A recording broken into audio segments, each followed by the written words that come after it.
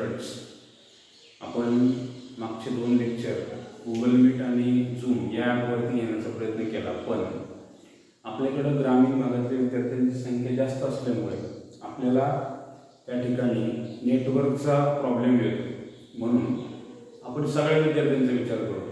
आपल्याला थोड्या विद्यार्थ्यांचा विचार करून जमत नाही, कारण आपल्याकडे विद्यार्थी संख्या भरपूर आहे.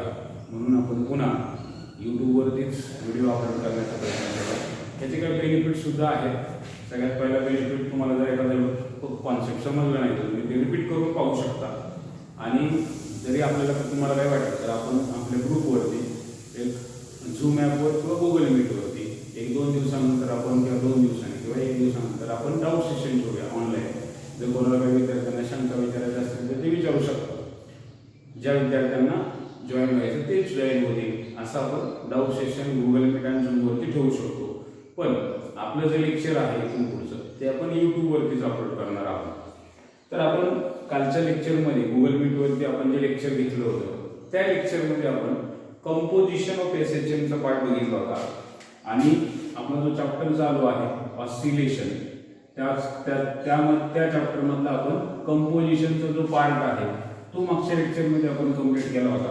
त्याचं शेवटचं एक एक्सप्रेशन आहे ते आपण परत एकदा बघूया. कुठले एक्सप्रेशन आपण पाहिलं होते, जर आपल्याकडे 2 डिस्प्लेसमेंट 2 SHM असतील, x1 = a1 sin omega t plus phi1 आणि x2 = a2 sin omega t plus phi2 असे 2 SHM असतील आणि त्यांना जर आपण कंबाईन केलं, कंपोज केलं तर रिझल्टंट डिस्प्लेसमेंट ही त्यांच्या डिस्प्लेसमेंटची वेक्टर ॲडिशन असते. त्याचं इक्वेशन आपल्याला असं मिळालं होतं, x = r sin omega t plus delta. यामध्ये आपण म्हणतो हा जो r आहे ही रिझल्टंट डिस्प्लेसमेंट असते आणि डेल्टा जो असतो तो रिझल्टंट फेज असतो. आपल्याला इक्वेशन फाइंड आउट करायचं आहे r साठी, म्हणजे रिझल्टंट अँप्लिट्यूड साठीचं एक्सप्रेशन जे आहे ते आपल्याला फाइंड आउट करायचं आहे. रिझल्टंट अँप्लिट्यूड r याच्यासाठीचं एक्सप्रेशन आपल्याला या ठिकाणी फाइंड आउट करायचं आहे. आता रिझल्टंट अँप्लिट्यूड r चे एक्सप्रेशन काढण्यासाठी आपण 2 सबस्टिट्यूशन केली होती. एक सबस्टिट्यूशन होतं r sin delta = a1 sin phi1 plus a2 sin phi2 आणि r cos delta = a2 cos phi1 plus a1 cos phi1 plus a2 cos phi2 असे 2 सबस्टिट्यूशन आपण रिझल्टंट डिस्प्लेसमेंट काढताना बघितले होते. यांचा आपण उपयोग करणार आहोत. Suppose this is the first equation and this is the second equation. तर काय करायचं आपल्याला, स्क्वेअरिंग अँड ॲडिंग 1 and 2 या 2 इक्वेशनला आपण स्क्वेअरिंग आणि ॲडिंग करू शकतो. स्क्वेअर करायचं आणि त्याला ॲड करायचं. स्क्वेअरिंग आणि ॲडिंग केलं तर आपल्याला काय मिळेल पहा. त्याचा स्क्वेअर केला आपण तर r square sin square delta plus r square cos square delta. याच्यामध्ये आपण म्हणू शकतो = a1 sin phi1 plus a2 sin phi2 त्याचा square plus a1 cos phi1 plus a2 cos phi2 याचा स्क्वेअर. असं आपण स्क्वेअरिंग काय केलं, स्क्वेअरिंग आणि ॲडिंग दोन्ही इक्वेशनचा स्क्वेअर केला आणि त्यांना आपण ॲड केलं. तर आपल्याला इथं काय मिळतं बघा, इक्वेशन r स्क्वेअर कॉमन निघेल.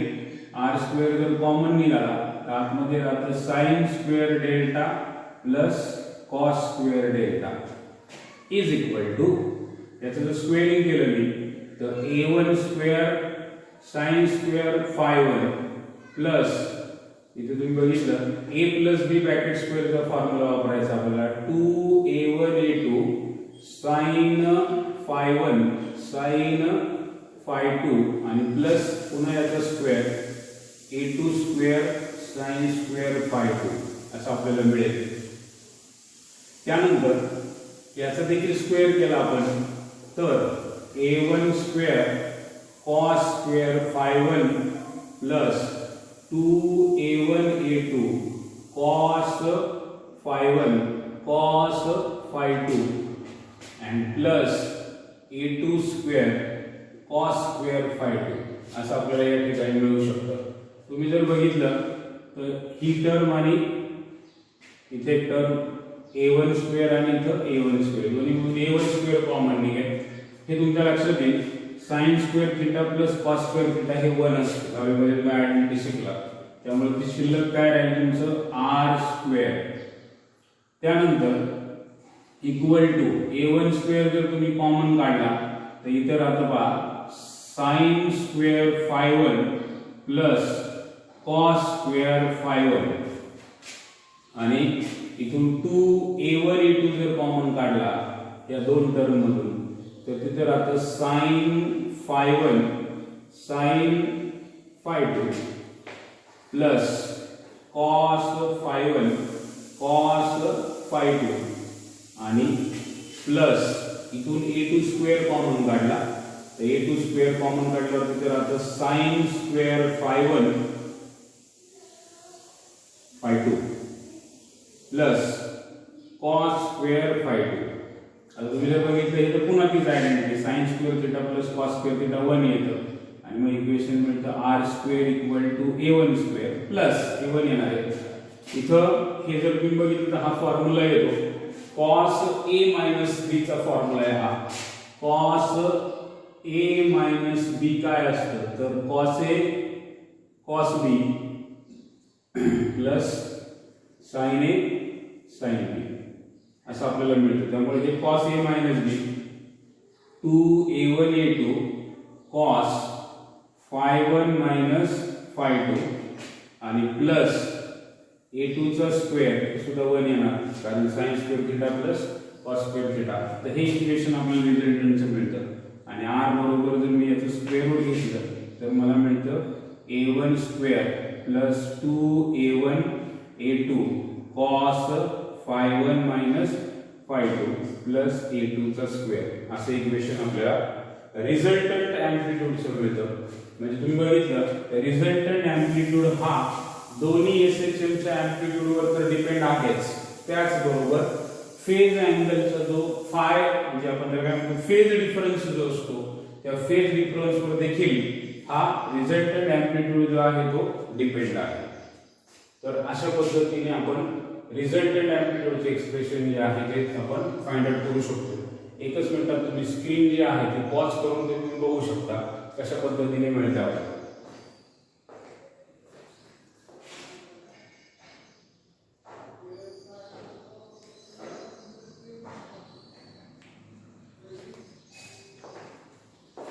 तर हे इक्वेशन आपल्याला मिळतं रिझल्टंट अँप्लिट्यूड साठीचं. आता आपण इथं दोन पार्टिकलच्या डिफरंट SHM कन्सिडर केलेल्या आहेत. आपल्याला काही कंडिशन्स बघायच्या. तुम्ही काय म्हणता काय लक्षात येते रिझल्टंट अँप्लिट्यूड हा फेज डिफरन्स वरती डिपेंड आहे. आपण बघूया त्याच्या वेगवेगळ्या कंडिशन्स आहेत. Conditions for resultant amplitude different cases आहेत. फॉर एक्झाम्पल सपोज आपण कन्सिडर केलं की r साठीचं एक्सप्रेशन काय आहे आपल्याकडं root of a1 square plus 2a1 a2 cos phi 1 minus phi 2 आणि रूट मध्ये प्लस a2 चा स्क्वेअर हे इक्वेशन आपल्याला मिळालेलं आहे. सपोज मी पहिली कंडिशन कन्सिडर करतो केस 1 त्यामध्ये आपण कन्सिडर करतो if two SHMs are in phase in and out असतं. ज्यावेळेस ते इन फेज असतात त्यावेळेस कंडिशन असते phi 1 minus phi 2 हा एक तर 0 असतो नाहीतर 2 पाय असतो. हे तुम्हाला लक्षात ठेवायचं. ज्यावेळेस ज्या आपण दोन SHM घेतल्यात त्या दोन SHM जर इन फेज असतील याचा अर्थ त्यांच्यातला फेज डिफरन्स हा 0 पाहिजे किंवा 2 पाय पाहिजे. जर फेज डिफरन्स 0 असेल किंवा 2 पाय असेल तर आपण म्हणणार की ते दोन्ही ज्या SHM आहेत that SHM are in phase. मला तुम्ही बघा की phi 1 minus phi 2 एकतर 0 असेल किंवा 2 पाय असेल. या दोन्ही किंमत जर मी इथे टाकल्या तुम्हाला मिळतं r equal to root of a1 square plus 2a1 a2 cos 0 कुठली टाका प्लस a2 चा स्क्वेअर cos 0 ची किंमत 1 असते. cos 0 जर मी 1 घेतला तर मला मिळतं r root of a1 square plus 2a1 a2 plus a2 चा स्क्वेअर आणि तुम्हाला लक्षात येईल a प्लस b ब्रॅकेटचा स्क्वेअर आहे त्यामुळे जे मिळतं a1 प्लस a2 ब्रॅकेटचा स्क्वेअर याचा अर्थ r equal to a1 plus a2 म्हणजे याचा अर्थ when two SHMs are in phase ज्यावेळेस दोन SHM या इन फेज मध्ये असतील तर त्यांच्या अँप्लिट्यूडची सरळ सरळ आपण त्या ठिकाणी काय करू शकतो ऍडिशन करू शकतो. याचा उपयोग आपल्याला नीट आणि सीईटी चे क्वेश्चन सॉल्व करण्यासाठी होतो. कसा ते बघूया. म्हणजे पहिली कंडिशन तुम्हाला अशी समजली हे सुद्धा एक्सप्रेशन तुम्हाला बोर्डाच्या पेपर मध्ये विचारलं जात नाही आपण ते प्रॅक्टिस साठी तुमचं घेतलेलं आहे. तुम्ही काय सांगितलं बा पहिल्या कंडिशन वरून आपल्या असं लक्षात आलं की जर आपण असं कन्सिडर केलंय when two SHMs are in phase दोन SHM या इन फेज मध्ये असतील तर त्यांच्या अँप्लिट्यूडची रिझल्टंट काय असतो अँप्लिट्यूडचा तर सरळ सरळ त्यांची ऍडिशन असते. फॉर एक्झाम्पल काय समजा तुम्हाला असं दिलेलं आहे x1 equal to 6 sin omega t plus suppose दिलं तुम्हाला 4 पाय आणि दुसरं दिलं x is equal to 8 sin omega t plus suppose दिलं तुम्हाला 2 पाय आणि तुम्हाला विचारलं what is the resultant amplitude of this composition of this two SHM या दोन कंपोजिशन ऑफ टू SHM चा रिझल्टंट अँप्लिट्यूड काय असेल तर तुमच्या लक्षात येईल यांच्या फेज डिफरन्स जर बघितला तर 4 पाय मायनस 2 पाय व्हॉट इज 5 1 मायनस 5 2 तर 4 पाय मायनस 2 पाय याचा अर्थ किती आला 2 पाय आला म्हणजे फेज डिफरन्स 0 आणि 2 पाय आला तर या इन फेज मध्ये असतात त्यामुळे रिझल्टंट अँप्लिट्यूड काय असू शकतो सरळ सरळ तर 6 प्लस 8 याचा अर्थ 14 हा त्या दोन्ही कंपोजिशन ऑफ SHM चा काय झाला रिझल्टंट अँप्लिट्यूड झाला.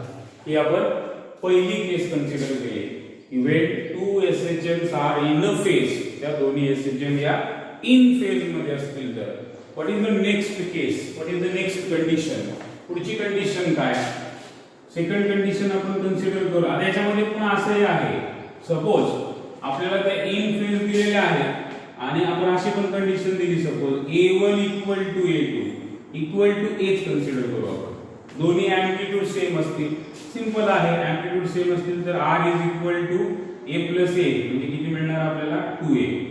ही कंडिशन जनरली दिली जात नाही पण आपल्याला लक्षात पाहिजे इन फेज असतील आणि त्यांचा अँप्लिट्यूड सेम असेल तर रिझल्टंट अँप्लिट्यूड सरळ सरळ काय करायचं त्या ठिकाणी ऍडिशन करायची तर ते 2a मिळेल.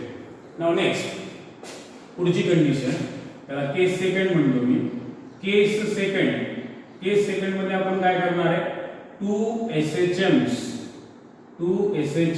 R out of phase. Suppose त्या दोन्ही SHM ज्या असतील त्या आउट ऑफ फेज असतील. आता आउट ऑफ फेज मध्ये काय असेल सपोज मी कन्सिडर करतो 5 1 मायनस 5 2 इज इक्वल टू एकतर ते π/2 असलं पाहिजे नाहीतर 3 π/2 असलं पाहिजे. ज्यावेळेस अशी असेल कंडिशन एकतर त्यांना आपण आउट ऑफ फेज जर म्हटलं तर त्यांच्यातला फेज डिफरन्स हा एकतर π/2 असतो नाहीतर 3 π/2 असतो. आता ह्या दोन्ही कंडिशन जर मी इथे टाकल्या तर याचा अर्थ काय r बरोबर काय मिळतं बा r equal to root of a1 square plus 2a1 a2 cos या ठिकाणी आपण जर कन्सिडर केलं cos 5 मायनस 5 2 याची किंमत आपल्याला आउट ऑफ फेज मध्ये π/2 कन्सिडर करायची cos π/2 प्लस a2 चा स्क्वेअर cos π/2 किती असतो 0 असतो. cos π/2 जर 0 आला तर मग आपण कन्सिडर करतो r इक्वल टू आता काय शिल्लक a1 square plus a2 square कारण की हे 0 येणार आहे आणि रिझल्टंट अँप्लिट्यूड तुम्हाला असं मिळेल. म्हणजे ज्या वेळेस तुम्हाला त्यांच्या SHM मधल्या फेज जर आउट ऑफ फेज असेल, त्यांचा फेज डिफरन्स जर π/2 येत असेल किंवा 3π/2 येत असेल, तर तुम्ही रिझल्टंट एम्प्लिट्यूड कसा काढणार? तर सरळ सरळ त्यांच्या एम्प्लिट्यूडच्या स्क्वेअरची तुम्ही ऍडिशन करायची आहे. r √√ a1² + a2². साधा एक्झाम्पल आहे. सपोज x1 समजा तुम्हाला दिले x1 3 sin ωt + 2π, किंवा आपण इथे कन्सिडर करूया पाय, आणि x2 4 किती दिले 4 sin ωt + π/2. आता फेज डिफरन्स किती होतो बघा, π - π/2 π/2 येणार. याचा अर्थ these two SHMs are in out of phase. मग त्यांच्या स्क्वेअरचे ऍडिशन म्हणजे रिझल्टंट किती असेल, 3 चा स्क्वेअर + 4 चा स्क्वेअर म्हणजे 3 चा स्क्वेअर 9 + 16 √25 म्हणजे रिझल्टंट एम्प्लिट्यूड किती आला 5. जर त्या ठिकाणी आपण कन्सिडर करतो दोन्ही SHM या कशा असतील, आउट ऑफ फेज असतील, तर त्यांचा फेज डिफरन्स हा π/2 किंवा आपल्याला 3π/2 घ्यावा लागतो. आणि नंतर शेवटची कंडिशन, त्याला आपण केस थर्ड म्हणतो. जर त्यांच्यातला फेज डिफरन्स हा पाय असेल, पाय, तर काय करायचं? फेज डिफरन्स पाय असेल तर सिंपल आहे. cos a बरोबर r बरोबर √a1² + 2a1a2 cos π + a2². cos π ची किंमत -1 असते, cos π -1 असतो. r √a1² - 2a1a2 + a2². तुम्हाला लक्षात येईल r √a1 - a2 ब्रॅकेटचा स्क्वेअर असं आपल्याला हे इक्वेशन मिळेल.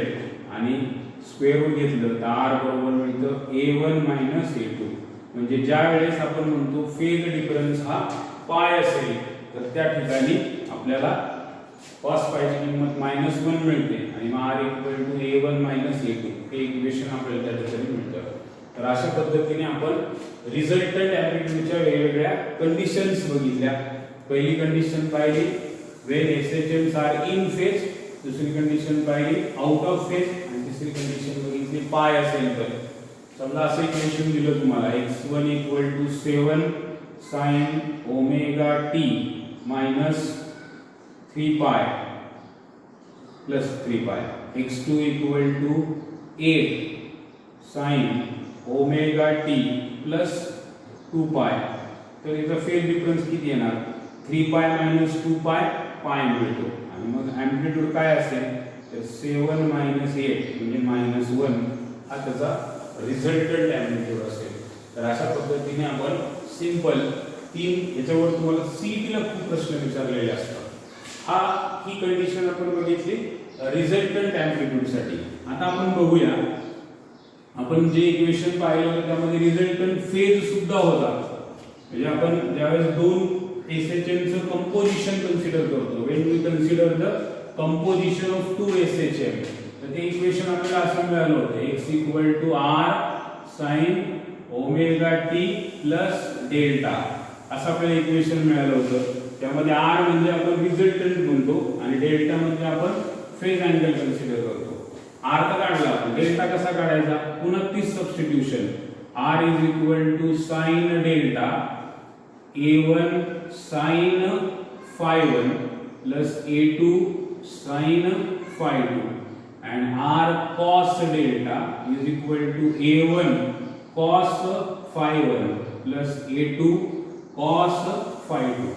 आपल्याला डेल्टा काढायचा आहे. मी काय करतो पाहिजे, फर्स्ट आणि हे second, divide second equation by first, divide second by first.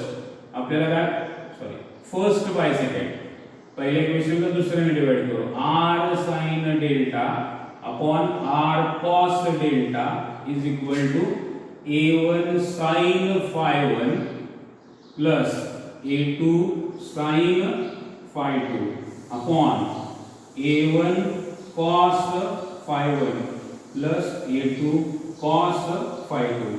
इथे बघा r कॅन्सल होईल, sin upon cos tan delta मिळेल tan delta equal to A1 sin phi 1 plus A2 sin phi 2 upon A1 cos phi 1 plus A2 cos phi 2 आणि मग delta काढायचा असेल तर ते मिळणार tan inverse A1 sin phi 1 plus A2 sin phi 2 upon A1 cos phi 1 plus A2 cos phi 2. अशा पद्धतीने आपल्याला या ठिकाणी रिझल्टंट फेज सुद्धा जो आहे तो आपण फाइंड आउट करू शकतो. तर अशा पद्धतीने आपण मागचे 2 लेक्चर ऑनलाईन आणि या लेक्चर मध्ये कंपोजिशन ऑफ 2 SHM हा पार्ट कंप्लीट केलेला आहे. आता आपण म्हणतो की कुठलीही मोशन असली, कुठलीही मोशन असू द्या, when particle performing a motion it has the energies, त्याला एनर्जी असतात. मग ती कायनेटिक असेल, पोटेन्शियल असेल, टोटल एनर्जी असेल. तर आपण आता पुढच्या आर्टिकल मध्ये बघणार आहोत what is the expression for energies of particle performing SHM. जे पार्टिकल SHM परफॉर्म करतात त्यांच्या एनर्जी साठीचे एक्सप्रेशन्स काय आहे. मग त्यामध्ये एखादा जो particle simple harmonic motion perform करतोय त्या पार्टिकलची आपण कायनेटिक एनर्जीचे एक्सप्रेशन फाइंड आउट करणार आहोत, पोटेन्शियल एनर्जीचे एक्सप्रेशन फाइंड आउट करणार आहोत आणि टोटल एनर्जीचे एक्सप्रेशन आणि पुन्हा त्याला आपण ग्राफिकली रिप्रेझेंट सुद्धा करणार आहोत. That means in next lecture we see that what is the kinetic energy, potential energy आणि total energy of particle performing SHM. ते आपण पुढच्या व्हिडिओमध्ये बघूया. तर या ठिकाणी आपण थांबूया, बाकीचं आपण नेक्स्ट लेक्चरमध्ये पाहू. थँक्यू.